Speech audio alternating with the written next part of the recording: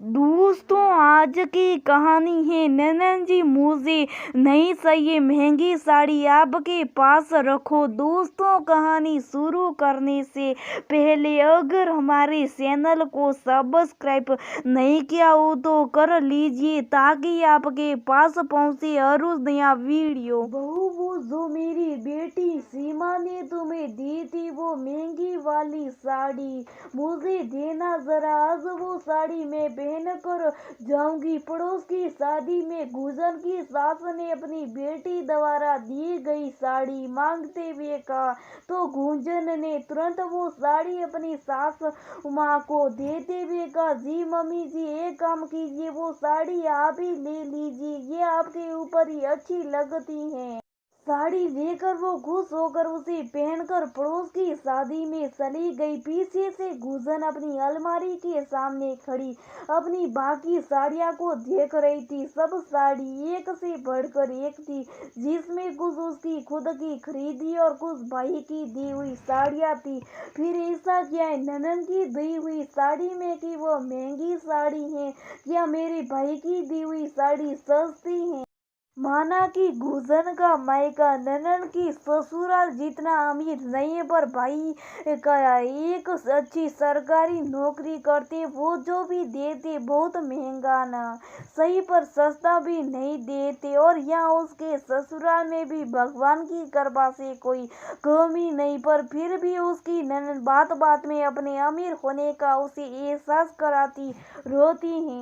सोचते हुए गुजन को एक साल पहले की याद आ गई, जब वो उनके घर गई थी। गुजन के ननन के घर में उनकी बूढ़ी सास के अलावा और कोई नहीं था। तो जब ननन को बेटा हुआ तो उन्होंने गुजन को अपनी देखभाल के लिए बुलाया, क्योंकि उनकी सास से कुछ काम होता नहीं था और ऐसे वक्त में नौकरों से ज्यादा किसी अपने की जरूरत होती है। तो गुजन भी खुशी खुशी ये सोचकर चली गई कि बड़े वक्त में अपने काम नहीं आएंगे तो कौन आएगा। वहां जाकर गुजन ने 1 महीने तक अपनी ननन की खूब सेवा की। जब तक वो जहाँ रही तब तक उन्हें पलंग से नहीं उतरने दिया। वहां भी ननन रानी अपने नौकरों पर दोष जमाती, बात बात में ये एहसास करवाती रोते कि मुझे नौकरों से काम करवाना नहीं आता।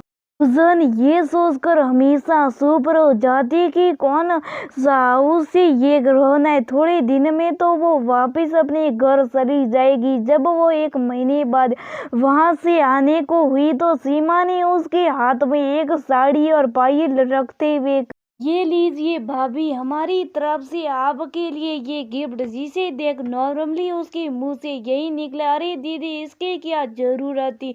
तो यहाँ भी अपना शान दिखाते हुए बोले, अरे भाभी मैंने सोचा आपके पास कोई महंगी साड़ी नहीं है इसलिए सबसे महंगी साड़ी लाई है, देख लीजिए हम कितने दिल वाले हैं।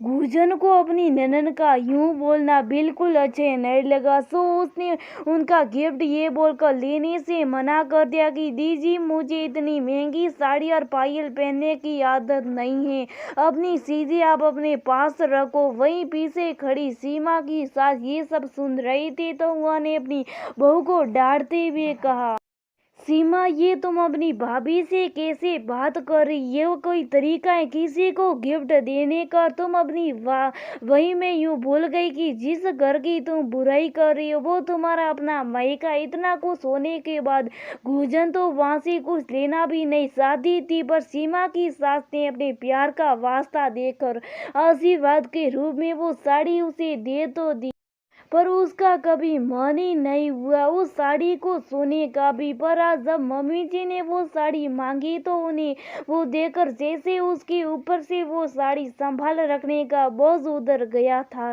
तभी सासू माँ की आवाज से उनकी तंद्रा भंग हुई, जो बहुत गुस्से में पैर पटकते हुए ऊपर आई और वो साड़ी उतार कर सोफे फेंकते हुए सिलाई जा रही। इस लड़की की साड़ी ने तो मुझे आज झूठा साबित कर दिया। गुजर ने सवालिया नजरों से देखते हुए दूसरी साड़ी उन्हें पकड़ाते हुए पूछा, क्या हुआ मम्मी जी? अरे क्या बताओ बहू में जिस साड़ी की सभी के सामने महंगी और डिजाइनर समझ तारीफ कर रही थी, बिल्कुल ऐसी साड़ी सर माइन पास के मार्केट से बहुत ही सस्ते में लेकर आई है।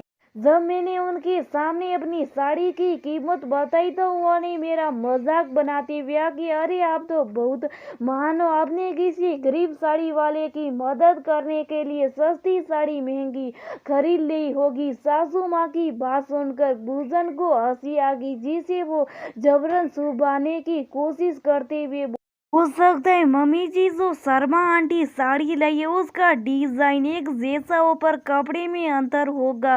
सासू माँ और भी गुस्से में चिढ़ते हुए बोली, नहीं बहू मैं देख कर आई हूँ डिजाइन कपड़ा, यहाँ तक कि कलर भी एक जैसा है। सब कुछ एक जैसा होने पर भी कीमत में इतना अंतर तो नहीं हो सकता। थोड़ा बहुत अंतर होता तो समझ आता पर इतना अंतर जरूर। इस लड़की ने हमसे इतनी असली कीमत छुपाई। मेरी बेटी की साड़ी ने मेरी बहू के साथ साथ मेरा भी अपमान करवाए। मैं उसकी अभी खबर ले दिया आज उसकी खैर नहीं। बोलते हुए अपना फोन लेकर सासू माँ अपने कमरे की तरफ बढ़ गई और गुलशन वहीं ये सोचते हुए खड़ी रहेगी, क्या कोई अपने पैसे की शान दिखाने के लिए इतना भी गिर सकता है कि उसे अपनी माँ से भी झूठ बोलना पड़े। कुछ भी हो पर आज वो खुद को बहुत हल्का महसूस करती रही थी, क्योंकि आज उसके सर से महंगी साड़ी का बोझ उतर गया।